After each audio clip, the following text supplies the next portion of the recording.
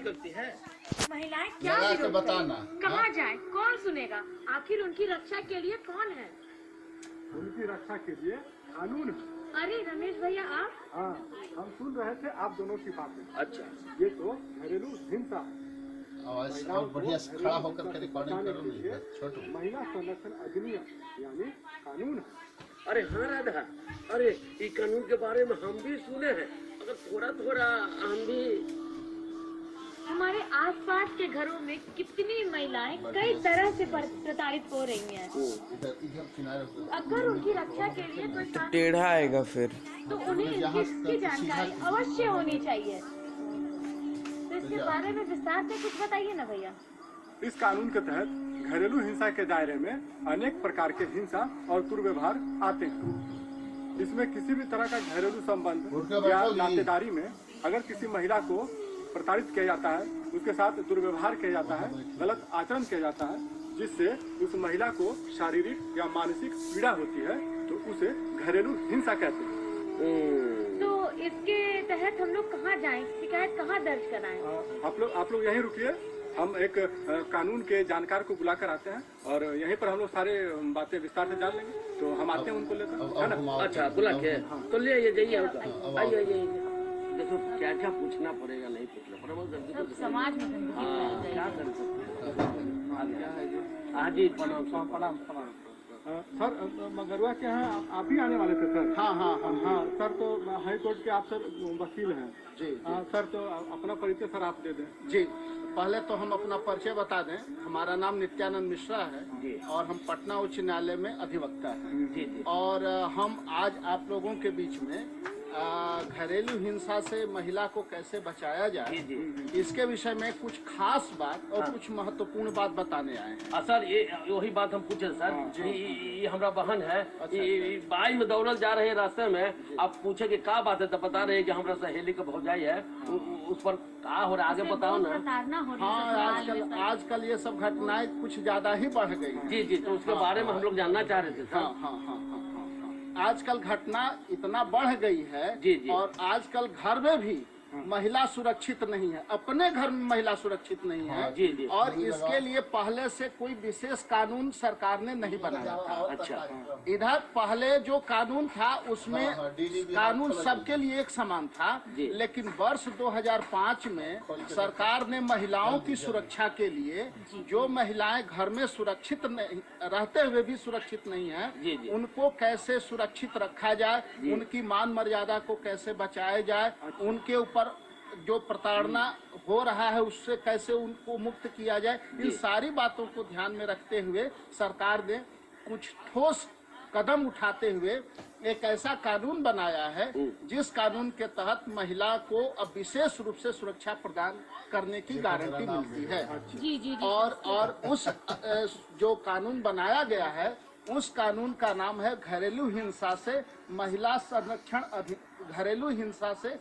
संरक्षण अधिनियम 2005। जी जी। और उसी से संबंधित घरेलू हिंसा से महिला संरक्षण नियम 2006 बनाया गया, जिसे कि 26 अक्टूबर 2006 से लागू किया गया है। जी जी। और यह कानून महिलाओं के लिए एक बहुत बड़ा बल लेकर के आया है, जिससे कि पुरुष प्रधान समाज में महिला कैसे अपने को बचा सके, कैसे सुरक्षित रह सके, कैसे अपनी दिनचर्या को नियमित रूप से भली भांति पूरा कर सकें, इन सारी चीजों को ध्यान में रखते हुए इन कानून में प्रावधान बनाए गए। सर, तो ये जो 2005 में जो कानून बना और 2006 में जो कानून बना, तो सर इसमें मतलब थोड़ा सा अंतर तो होगा ना सर? नहीं, 2005 में जो कानून बना घरेलू हिंसा से महिला संरक्षण अधिनियम 2005 में वो कानून बनाया गया कि कैसे कैसे क्या क्या उस कानून के प्रावधानों के सुरक्षा के मामले में क्या क्या सुरक्षा दी गई है।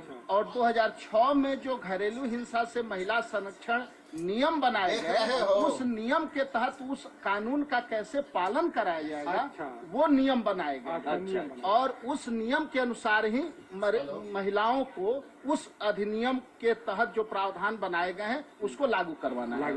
जी सर, तो उसके लिए क्या करना होगा? महिलाओं जो ऐसी प्रताड़ित महिलाएं हैं, उन्हें क्या करना होगा? जी जी। पहले तो हम आपको ये बता दें कि इस अधिनियम के तहत जी। जो 2005 घरेलू हिंसा से महिला संरक्षण अधिनियम बना, उसके तहत सिर्फ महिलाएं और 18 साल से कम के बच्चे जो कि अपने ही घर में रह करके और वो अपने आप को असुरक्षित महसूस करते हैं, उनके ऊपर प्रताड़ना होती है, उससे बचाने के लिए वही लोग इसके पक्षकार बनते हैं। जी जी जी। अच्छा, अब है कि उनको अब किस किस तरह की सुरक्षा प्रदान की गई है, सही बात। तो उसके लिए महिलाओं को शारीरिक प्रताड़ना, आर्थिक प्रताड़ना और मानसिक प्रताड़ना, उसके साथ साथ अगर उनको अपमानित किया जाना, उनके विरुद्ध अपमानजनक शब्द बोलना, भावनात्मक रूप से उनको अपमानित किया जाना, या कोई ऐसा व्यवहार जिससे उनकी भावनाओं को ठेस पहुंचे, उनके स्वाभिमान को ठेस पहुंचे या उनकी अस्मिता पर प्रश्न चिन्ह लगे, ये सारी चीजें इस अधिनियम में बताई गई हैं। अच्छा सर, हमको ये पूछना है सर कि जो घटना घर में घटी तो हम कहाँ जाए क्लेम करें? हाँ, ये आपने बहुत अच्छा प्रश्न किया है। जी जी। इसके लिए जो कानून में प्रावधान बनाए गए हैं, जी। उस प्रावधान के तहत घरेलू हिंसा से महिला संरक्षण अधिनियम 2005 की धारा 12 के तहत जी जी। यह प्रावधान किए गए हैं कि अगर कोई महिला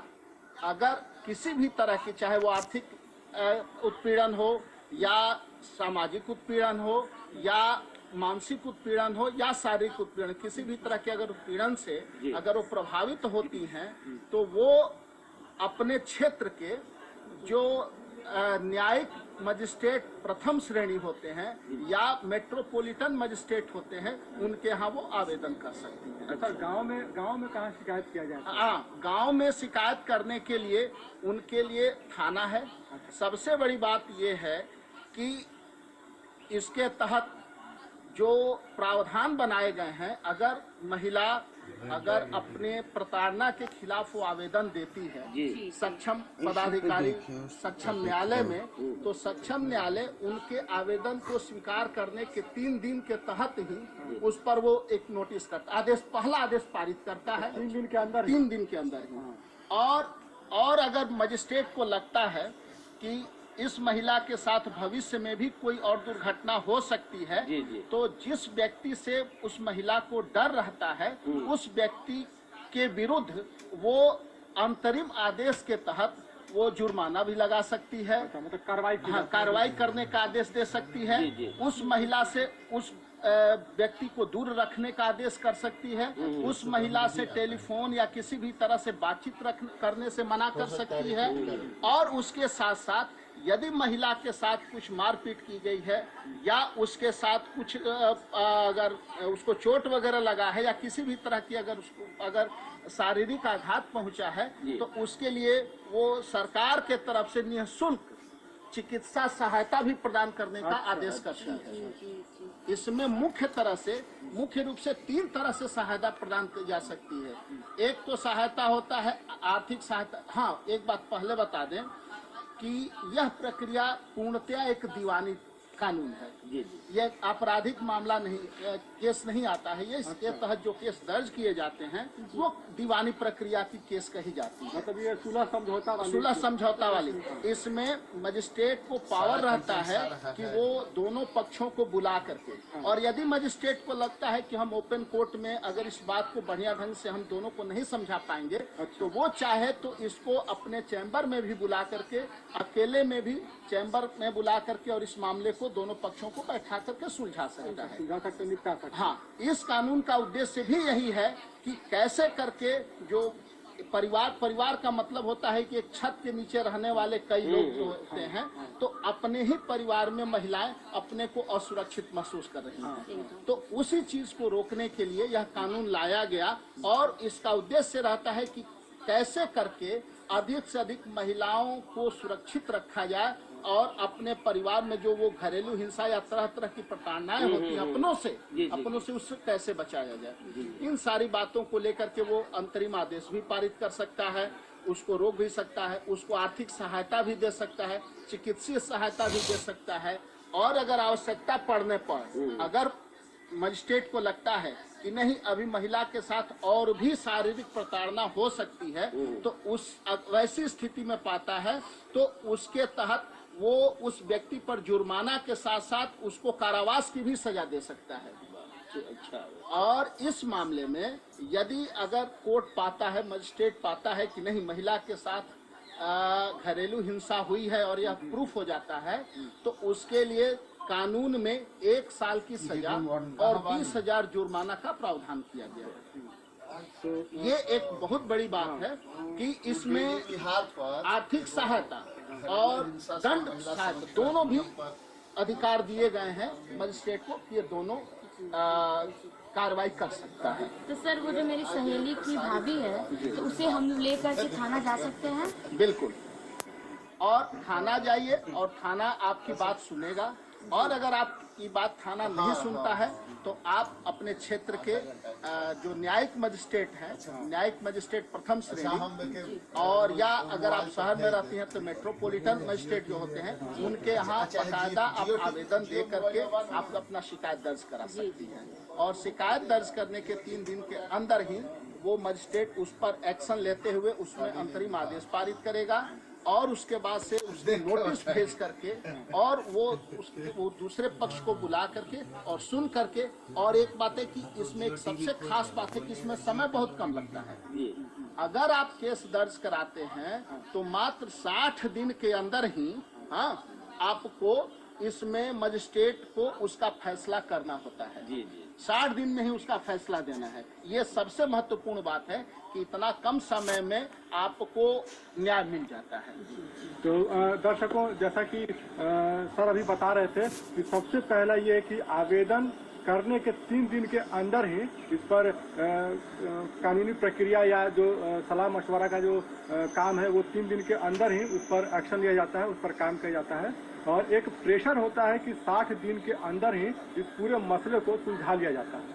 तो अभी सर से हम और भी बातें पूछेंगे। तो सर आप हमको ये बताइए कि जो दहेज जो है सर, क्या इसी के अंतर्गत आता है? हाँ, ये आपने बहुत महत्वपूर्ण बात कही कि घरेलू हिंसा में क्या क्या घरेलू हिंसा शामिल है, किस तरह की घरेलू हिंसा, कौन कौन सी चीजें हैं, कौन कौन सी चीजें हैं जिसको कि घरेलू हिंसा की श्रेणी में लाया जाता है, उसके दायरे में। तो उसके तहत जो है अगर कोई शादी विवाहित महिला है, शादीशुदा महिला है, और उससे अगर कहा जाता उससे दहेज, उसके ऊपर ये आरोप लगाए जाते हैं कि तुमने दहेज नहीं लाया, या तुम अपने मैके से, अपने पिता से, माता पिता से तुम पैसा मांग के ले आओ, आर्थिक सहायता, पैसा ले आओ, आर्थिक सहायता ले आओ, तब हम तुमको रखेंगे, या उसको ये कहा जाता है कि नहीं तुम कमाओ, या किसी भी तरह से उसको बाध्य किया जाए पैसा लाने के लिए, तो ये हुआ, ये कहा जाता है कि आर्थिक रूप से अपराध हुआ ये, और मानसिक और मानसिक रूप से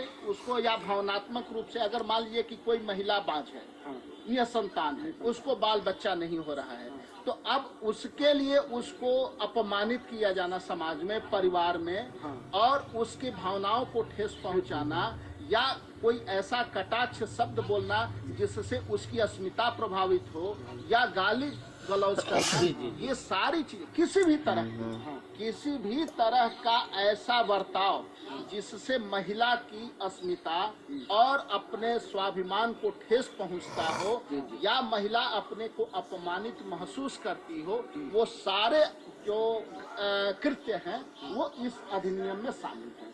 सर एक जानकारी आपसे लेना चाहेंगे कि हम लोग प्राइवेट नौकरी करने वाले हैं, तो स्कूल कॉलेज में जो लड़कियां आती हैं जाती हैं, दिन हो रात हो, हर समय वो मतलब आ रही हैं, उनके साथ अगर कुछ ऐसी घटना घटे या फिर कोई ऐसा उनके साथ प्रताड़ना हो, तो क्या उनके लिए भी ये नियम है? नहीं, यह नियम तो विशेषकर जो महिलाएं घर में रहती हैं, जी, और चाहे वो बाहर काम करने वाली हों या घर में घरेलू महिला हो, तो एक छत के नीचे एक परिवार के रूप में जहां महिलाएं रहती हैं, और उस अपने परिवार में जो उनके साथ कोई बदसलूकी न हो या प्रताड़ना न हो, उससे उनको बचाने के लिए, और यह कानून, आपको एक बात बता दें कि यह कानून विशेष रूप से ग्रामीण क्षेत्र के महिलाओं के लिए तो समझिए कि उनके लिए एक अमोघ शस्त्र है, एकदम वरदान की तरह। वरदान की तरह से, क्योंकि घरेलू जो महिलाएं होती हैं, ग्रामीण क्षेत्र की महिलाएं होती हैं, उनके लिए कोई विशेष रूप से अलग से कानून नहीं था। इसके लागू होने से पहले इस कानून के माध्यम से जो महिलाएं कार्य क्षेत्र में नहीं है, अपने घर में रहती हैं और उनकी सुरक्षा के लिए कोई विशेष कानून नहीं था, इस उद्देश्य को ध्यान में रखते हुए इसको लाया गया। हाँ, एक बात बता दें, यही तो और लोगों जो आप पूछी है ये प्रश्न अच्छा है कि क्या शादीशुदा या लड़कियों घर में रहने वाली, चाहे वो विधवा हो, माँ हो, बुआ हो, बहन हो, दादी हो, बेटी हो, बहू हो, किसी भी रूप में महिलाएं, चाहे वो अवयस्क बालिका हो, किसी भी रूप में अगर महिलाओं के साथ, मतलब कि अगर महिला बच्ची भी है, अगर बच्ची भी है तो उसके साथ भी अगर कोई इस तरह का अगर प्रताड़ना की अगर घटनाएं होती हैं तो वो सारी महिला बहुत अच्छा रहेगा। एक बच्ची से लेकर के एक बुजुर्ग महिला तक की जो कि परिवार की हैं, वो सारी महिलाएं इस कानून के दायरे में आती हैं अपनी बात, अपनी शिकायत रखने के लिए। अच्छा सर, जाते जाते हमारे दर्शकों को कुछ कहना चाहते हैं तो आप दर्शकों को क्या कुछ मैसेज जी देना जी, चाहते आप क्या मैसेज देना चाहते हैं सर? आज के इस कार्यक्रम से हमें बड़ा खुशी हुई कि इस तरह की आयोजन अब महिलाओं को विशेषकर ध्यान में रखते हुए किए जा रहे हैं और उसमें भी विशेषकर घरेलू महिलाओं से जी जी जी। तो आज घरेलू महिला के संरक्षण से संबंधित यह जो कानून बना है, इसका अभी ग्रामीण क्षेत्रों में उतना प्रचार प्रसार नहीं हो पाया है। जी जी। इसको टेलीविजन, रेडियो और भी जितना भी इलेक्ट्रॉनिक मीडिया या मीडिया चैनल्स हैं जो भी हैं, उनके माध्यम से इसका पूरे जोर शोर से ग्रामीण क्षेत्रों में भी, क्योंकि शहर में तो लोग जागरूक हैं, शिक्षा का स्तर है, विशेषकर ग्रामीण क्षेत्रों में इसका पूरा अच्छे ढंग से प्रचार प्रसार होना चाहिए। और अगर हमें पूरा विश्वास है अगर इस कानून का अगर सही मायने में अगर पालन हो तो आज भी हमारी महिलाएं अपने घर में रहकर पूर्णतया सुरक्षित रहेंगी। जी जी। और हम यह उम्मीद रखते हैं कि इस कार्यक्रम से महिला, विशेषकर जो गांव में रहने वाली महिलाएं हैं, वो लाभान्वित होंगी, लाभ उठाएंगी और अपनी आवाज बुलंद करेंगी अपने को हिंसा से बचाने के लिए घर में रहकर। जी जी जी।